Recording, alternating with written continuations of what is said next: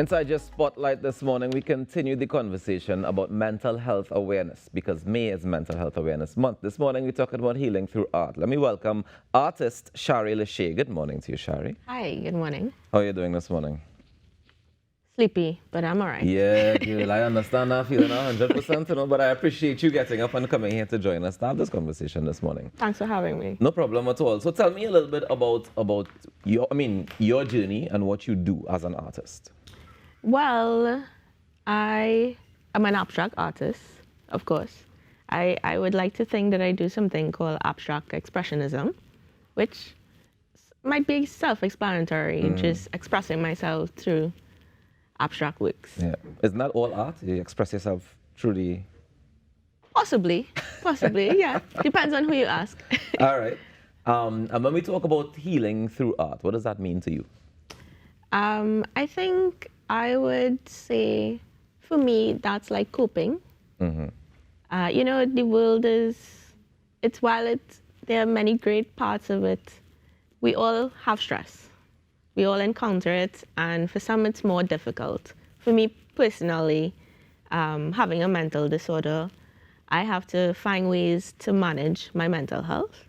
And I would say painting and creating, it's my way of coping with that or healing. How did you discover that the two were related? I can't say. There was a particular moment, there was just a time I was going through a really difficult period, and I turned to art. I mean, I've done it for most of my life, but at that particular time, it was just something that I turned to, and it helped me to get out of my head and focus on something else. Well, I mean, help us to understand as an artist how art can help persons with mental health conditions. Right. Well, I'm by no means a professional. Right. I am just on the other side of it, where I use it to help me. But, talking to people who are in a similar situation to me, they say that it brings them peace. It gets them out of their head. They're able to express themselves into something tangible and perhaps in a way that others understand it. So I think as an artist, it's just that way to perhaps help other people get what's going on with me. Now, you mentioned talking to other people in similar situations.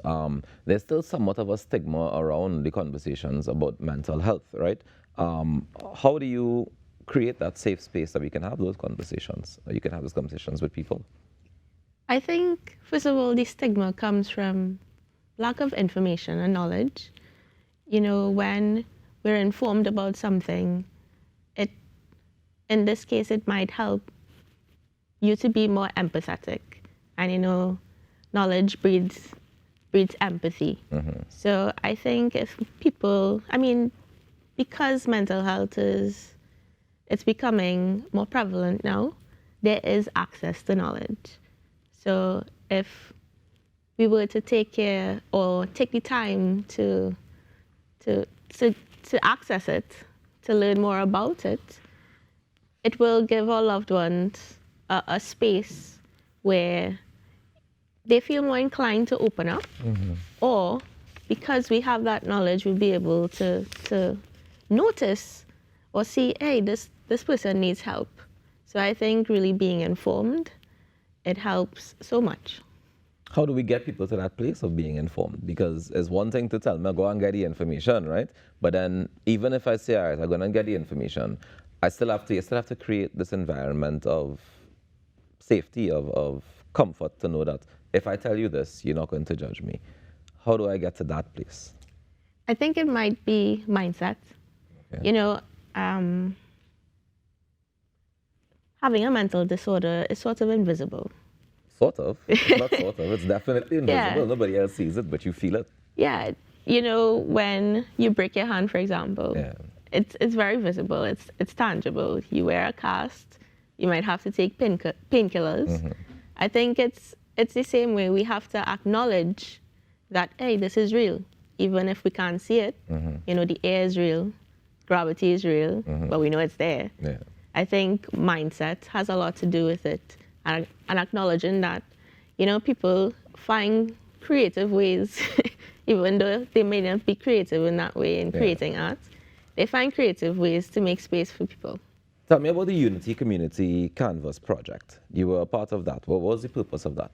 That was a collaboration with Kali Communications. Now, Kali Communications is a publicity company. Right. And in this case, Carla, who sees or who runs Kali Communications, she put together this arrangement where I was able to have, first of all, my first solo exhibition. Congrats. Thank you. But it was also sort of a way to bring awareness to mental health as well. So on the opening night, we had persons talking about their experiences and, having or interacting with persons afterward. They were really touched by it and, of course, informed because they heard things that they never knew before. So that was a really amazing experience. And I've had several privileges like that where there was an open platform for people to learn more. Nice one. So you have some work with us on set here. You looked at it when you mentioned your first series. Is this from the first? They're all from the first series? Not all. These three were from my solo exhibition, Big Feelings. Okay. Let's go through some of them now, if that's all right with you. So we could start with this one that wasn't in the Big Feelings one. This is Big Feelings, actually. This is Big Feelings? Yeah. All right. Tell me about this one. Well, the title, Big Feelings, actually comes from a song. Music is a really huge part of my process. Okay. I can't paint without music. Oh, nice. And this song in particular really touched me. It's, what can I say? It was the perfect embodiment of a song saying, hey, I have these big feelings. I don't know how to get it out, but they're there. They're present. And that really resonated with me. So this is Big Feelings. Can you describe what the feelings are in the abstract piece, or is that for us to just figure out when you look at it? I think that's up for interpretation. Okay. I have some words written on it, which are some of the lyrics, but it's however you interpret it. Okay. Yeah. And the one next to it? This is Let It All Go. Also, actually, these are all named after songs. Okay. Yeah. So Let It All Go is what, the Frozen song, or? No. No, that's another song about letting go of the heaviness that you feel sometimes when you encounter or you have difficult relationships. Okay. Tell me about the use of the colors, the color choices when you're getting these feelings out. Well, honestly, sometimes it's just whatever I find goes well. But sometimes there's a deeper part to it. So, there's a lot of dark elements sit around it. But to the forefront, the colors get lighter, indicating, when you let go of things, you feel lighter. Okay. Yeah. But at the same time, I try to tell people, don't overthink it. Just enjoy it. It looked to me when I saw this one, my maiden name is Let It All Go. Let It All Go. It looks like a well to me. Okay. Like I just want to dive in and let it all go. So it makes sense. Okay, makes okay. Sense. Let's go to the third one. This is Split. Split? Yes. Okay. So. All right, that's fair. That's you fair. see it, right? Yeah. And if you look very carefully, the white part is like half of a heart. Well, look at you. Yeah. So is this like meant to represent heartbreak? Is this splitting Precisely. of the heart? Yes. Tabanco. Was this one also inspired by a song? It is. The name of the song is Split? Yeah. Who sang that song? Willow Smith. I should not ask. And the fourth one that we have on set. This is Uncomfortably Numb. Interesting. Yeah. Tell me more. Well, this song, also a song. Not by Will Smith, right? No. Okay. Somebody else. Willow Smith, by the way, not Will Smith. I know Willow Smith. Come on. Yeah, it was about, when you, I don't know if, some would relate when you've dealt with difficult things in the past, we find a way to sort of numb ourselves. Yep. It's an unhealthy coping Very. mechanism, But it we does. do it. But we do it. Yeah, we do it. We do it. So that was the thought process behind this. Can you tell me? I'm not trying to get into your business, but can you tell me, like, when you were painting it, what was the thing you were putting aside, from the imagery at least? What I was putting aside. Yeah, you said there's some things that you put aside because it makes you get uncomfortably numb, right? So you just numb yourself off to it. Can you give me an example of what some of those things might be? Well, this particular one, it was based on a relationship, not a romantic one, where I feel like someone hurts me. It's an ongoing hurt thing. Yeah. Hurting. And it was present at a point in time where I had this song on repeat. It was just, I was like, this feels so good. It expresses what I feel. And I just wanted to put that down. So sometimes it's not me just trying to like give a deeper meaning to things. It's just a means of catharsis for me. When I paint, I just want to get it out.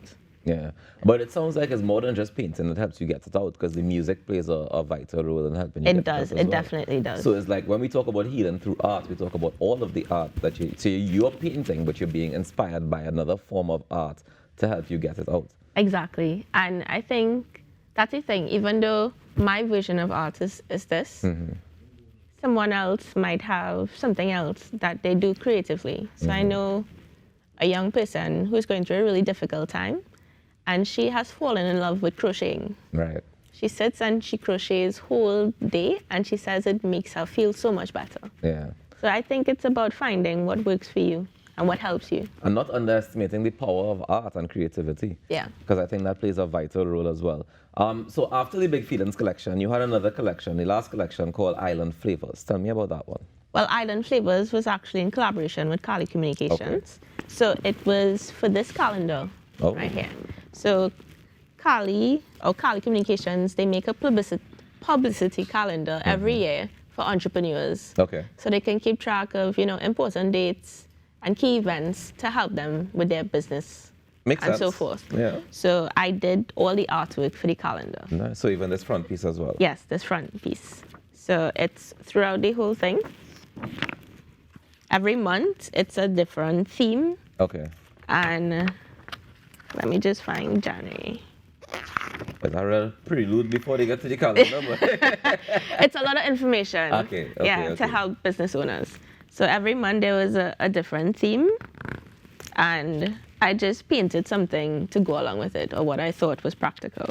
So in terms of what you did, you would have painted on canvas and then scanned it, and they would have digitally or whatever. Okay. Yeah. So these paintings are actually for sale as well. The ones from the calendar. Yeah. The whole collection. How do we get in contact with you if people are interested in buying any from the Big Feelings or from what we see in the calendar for the well, I have a website, artbyshari.com, artby-shari.com. You can contact me there, or even through Kali Communications, kalimedia.com.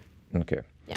Well, I have to say thank you very, very much for joining us this morning, Shari, because I think it definitely shows us the power of art, both the audio and the visual art. And I appreciate you coming here and sharing your story, sharing your information with us, and sharing your talent with us this morning. So thank you very much for waking up early and for joining us. Yes, I'm going home to take a nap. I envy you so very much. We still have a lot more in our morning show, so all you have to do is stay tuned right here. We'll be right back after this break.